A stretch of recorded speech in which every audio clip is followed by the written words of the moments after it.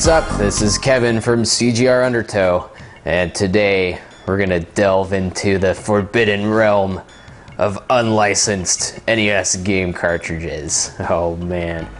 Yeah, so these are the dark side of 8-bit gaming, I guess. But yeah, so these are made by companies that didn't quite get the rights to make Nintendo cartridges from Nintendo themselves, but they have their own little workarounds so that they were able to release some games. But as you know, here's a typical Nintendo game, although Karnov is far from typical. But yeah, so that's what a usual cartridge looks like.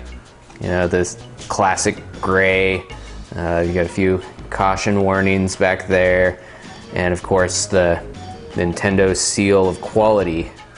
It's always very important. But they didn't put their seal on these. So maybe one of the more well-known unlicensed game makers is Tengen.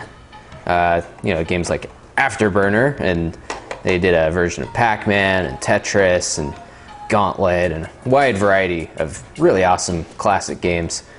But yeah, theirs is a bit different. It's black. It's got a bigger arrow at the bottom. The top is shaped a little bit differently. It's got a little there. I thought that was nice you can see the title that way, but if you stack your games like this, you can't see what it says, which is unfortunate.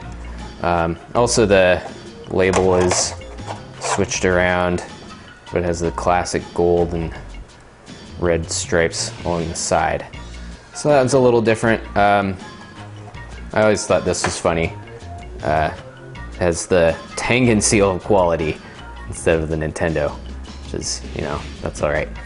There's a little bit more caution on the back, more detailed, so be very careful with these. But yeah, that's Tengen. Let's take a look at another one. These are a little bit more obscure.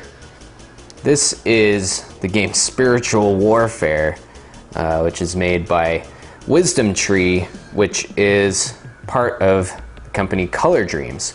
So they have they're another unlicensed game maker. But it's pretty similar to the Tengen one as far as it being black. It does have a nice little grip right here, which is cool. It does have a little button there. It says press here.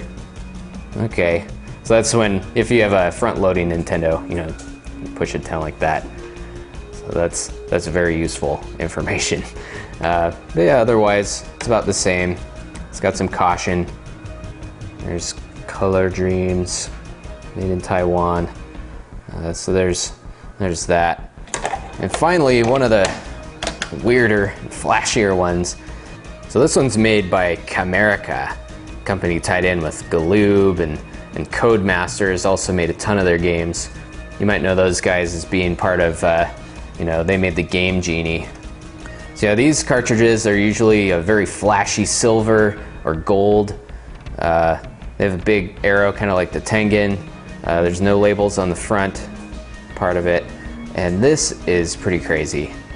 So this is part of their way to bypass the lockout chip on the NES. Very short warning there, but there's a little switch here. So there's position A and position B. So there's that hooked up to the circuit board there. But there's position A, doesn't say anything about it, but position B, only use this position if the game does not work with position A. So I always thought that was kind of creepy.